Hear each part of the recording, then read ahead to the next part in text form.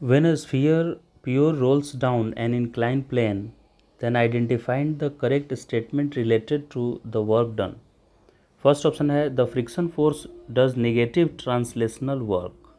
तो first option incorrect क्यों हो गया? Friction force does negative translational work. मुझे क्या ढूंढना है? करेक्ट स्टेटमेंट ढूंढना है।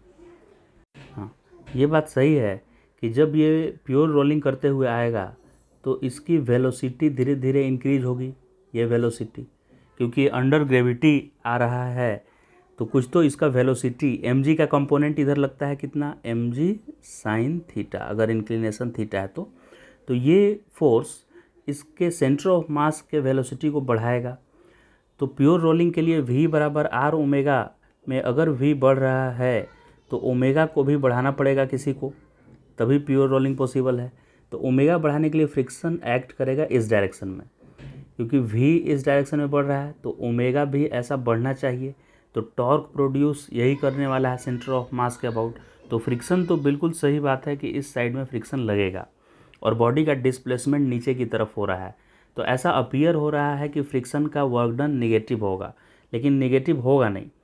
ये अपीयर हो रहा है कि निगेटिव ट्रांसलेशनल वर्क हो रहा है फ्रिक्शन के द्वारा, क्योंकि फ्रिक्शन लग रहा है अप द इंक्लाइन प्लेन और बॉडी मूव कर रहा है डाउन द इंक्लाइन प्लेन। तो वर्क डन तो दिख रहा है, लेकिन जिस पॉइंट पे फ्रिक्शन लग रहा है वो इंस्टेंटेनियसली रेस्ट में रहता है। जैसे ये पूरा का पूरा ये स्फीयर रोल करते समय जो ये कांटेक्ट वाला पॉइंट है, ये पॉइंट ये तो रुका हुआ है, ये आगे बढ़ रहा है। कुछ समय के बाद जो ये मान लीजिए ऐसे आ गया, कुछ समय के बाद ऐसा हो गया, तो अभी कांटेक्ट पॉइंट ये हो गया, P1 मान लेते हैं इस पॉइंट को। तो रोलिंग करने के समय ये P1 पॉइंट तो रेस्ट में रहता है ना। जैसे आप जब चलते हैं, जैसे आप ऐसे चल रहे हैं, देखिए ग्राउंड पे ऐसे आप चलते हैं तो ये पैर आपका ग्राउंड से चिपका हुआ रहेगा और ये पैर आप आगे बढ़ाते हैं तो जिस पैर को आप कांटेक्ट में रखे हैं उस पर फ्रिक्शन लगता है और आपका दूसरा पैर आगे बढ़ता है। कुछ समय के बाद ये दूसरा पैर आगे हो जाएगा, ये अब फिक्स्ड हो जाएगा और ये पैर आगे आप लेके जाएंगे। तो जो पैर फिक्स्ड है उस पर फ्रिक्शन लग रहा है और दूसरा पैर आगे बढ़ रहा है, तो यहाँ भी वर्क डन बाई फ्रिक्शन क्या होगा? ज़ीरो, क्योंकि जिस पैर के ऊपर फ्रिक्शन लग रहा है वो तो मूव कर ही नहीं रहा है, आप दूसरे पैर को आगे बढ़ा रहे हैं। वैसे ही यहाँ रोलिंग के केस में जिस पॉइंट पे फ्रिक्शन लग रहा है वो रोल कर ही नहीं रहा है, वो मूव नहीं कर रहा है, बाकी के पॉइंट ये सब पॉइंट आगे बढ़ रहे हैं। तो इसीलिए जिस पॉइंट पे लग रहा है फ्रिक्शन फोर्स वो फोर्स नहीं मूव कर रहा है, इसलिए हम बोलते हैं कि work done by friction force यहाँ पे ज़ीरो है।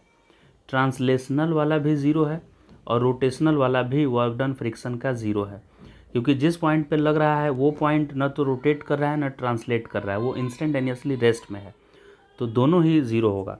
यानी कि the friction force does negative translational work नहीं, फ्रिक्शनल फोर्स ज़ीरो वर्क करता है, ज़ीरो।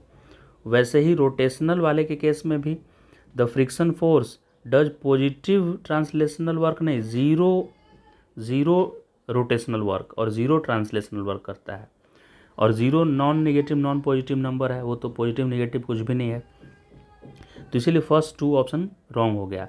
थर्ड ऑप्शन है work done by gravity positive. ये कैसे पॉजिटिव हो गया? वर्क डन बाई ग्रेविटी, तो वर्क डन बाई ग्रेविटी बिल्कुल पॉजिटिव होगा, क्योंकि देखिए ग्रेविटी का ही कंपोनेंट तो mg साइन थीटा है, या यूँ कहें कि ग्रेविटी डाउनवर्ड एक्ट कर रहा है mg।